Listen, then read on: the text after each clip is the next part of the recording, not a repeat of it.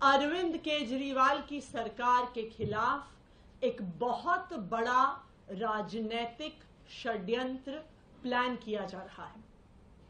हमें विश्वसनीय सूत्रों से पता चला है कि आने वाले कुछ दिनों में केंद्र सरकार, भारतीय जनता पार्टी शासित केंद्र सरकार दिल्ली में राष्ट्रपति शासन लगाने वाली है। इसके कई संकेत पिछले कुछ दिनों से दिख रहे हैं। हम पिछले कई दिनों से देख रहे हैं कि दिल्ली में किसी भी अफसर की पोस्टिंग नहीं हो रही है।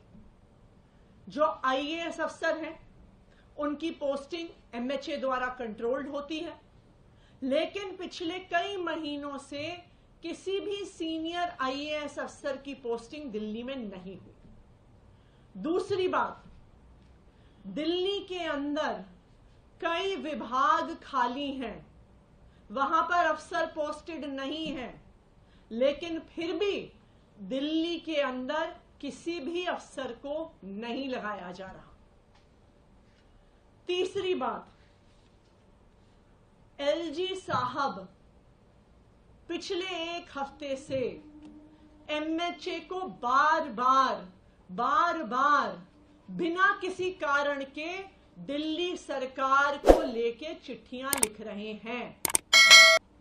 कहते हैं कि मंत्रीगण मीटिंग में नहीं आते, कहते हैं कि मुझे चर्चा करनी है, मैंने मीटिंग पे बुला रहा हूं, ये मीटिंग में नहीं आ रहे हैं।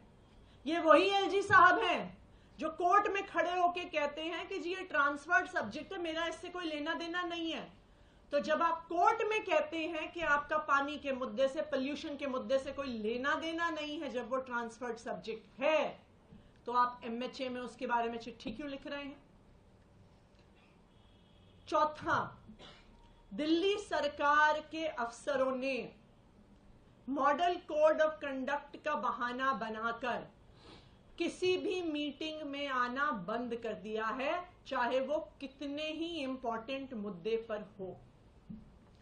आखिरी चीज, हमने देखा कि किस तरह से एक 20 साल पुराने केस को उठाकर दिल्ली के मुख्यमंत्री अरविंद केजरीवाल के निजी सचिव को बर्खास्त कर दिया। तो ये सारे लक्षण दिखा रहे हैं कि एक बहुत बड़ी साजिश हो रही है, दिल्ली की सरकार को गिराने की साजिश हो रही है, अरविंद केजरीवाल की सरकार को गिराने की साजिश हो रही है और दिल्ली में राष्ट्रपति शासन लगाने की साजिश हो रही है।